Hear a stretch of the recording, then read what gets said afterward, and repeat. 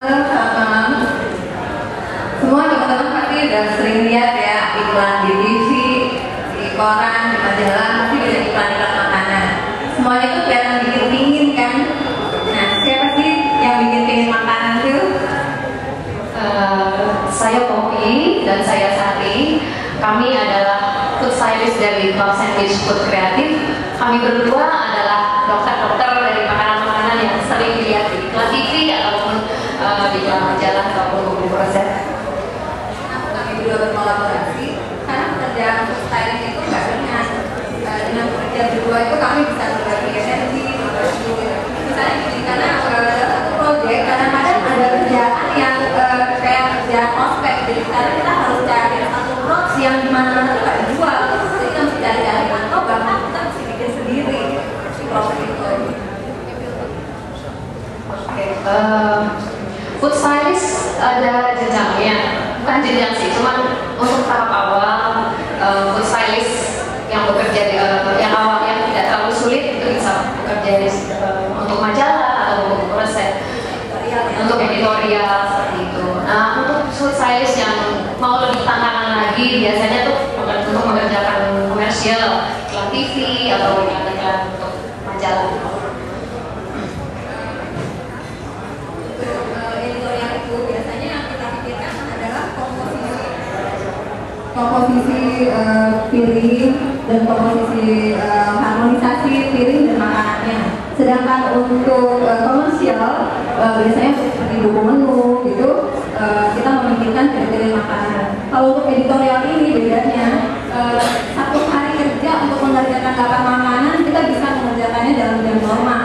Sementara kalau untuk komersial kita tuh bisa ngerjainnya satu produk, ngerjainnya bisa sampai 2 hari nonstop tanpa pulang. Misalnya kita ngerjain daging ini hanya satu produk, kita ngerjain ini dari pagi sampai tengah malam. Dan daging yang kita buat ini bukan daging asli, ya bukan daging yang dimasak, tapi daging yang masih mentah. Kita dandanin pakai kecapnya atau pakai bahan-bahan yang lain. Karena kalau daging ini dimasak, tekstur dagingnya kok nggak keluar. Jadi jauh lebih detail. Kalau untuk komersial sangat detail sekali. Kalau pengerjaan kalau makanan dimasak asli itu justru kelihatan menjurkan.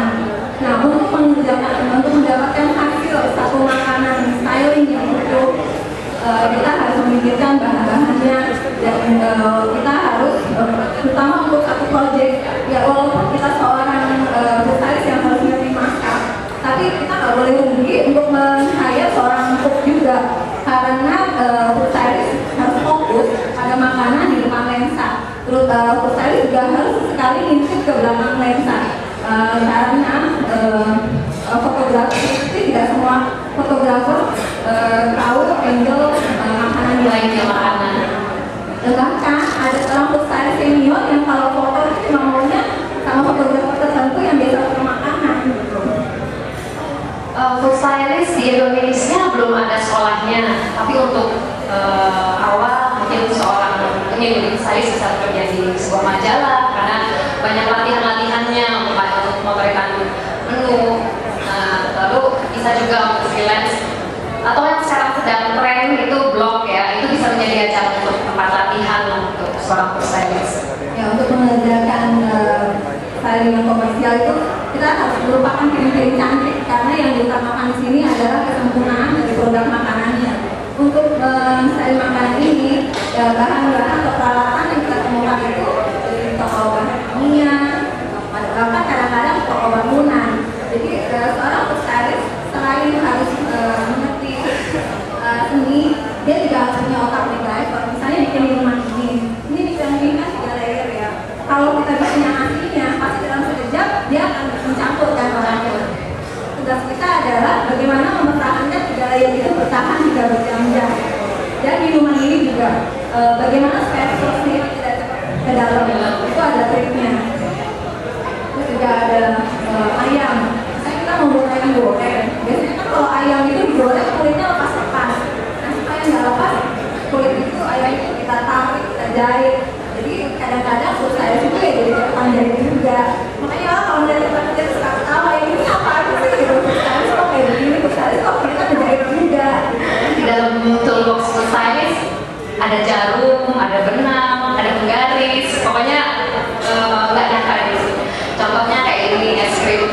Semua orang sudah tahu kalau untuk meng-capture es krim pasti pakai harus bahan palsuan, dan yang umum kita tahu pasti pakai kayak mashed potato atau mentega putih. Tapi setiap food stylist pasti punya rahasia untuk komposisi karena tidak murni mashed potato atau gula putih. Jadi ada trik khusus untuk mencampur komposisi kayak seperti ini juga.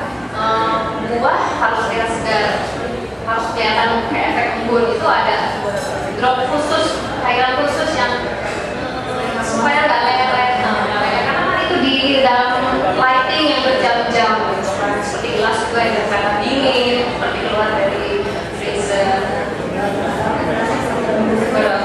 Jadi maksudnya gelas itu benar-benar dari freezer, padahal dia nggak akan hilang-hilang embunnya. Ini proyek kami.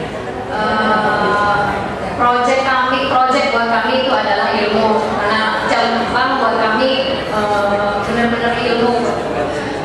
Seperti ini, untuk mengerjakan burger 2 ini aja kita sekitar 20 jam burger. Sangat detail ya. Makanya orang suka tanya, belajar di mana sih food stylist itu? Ya memang nggak ada belajarnya, kalau belajarnya itu ya di proyek itu adalah pelajaran kita di situ.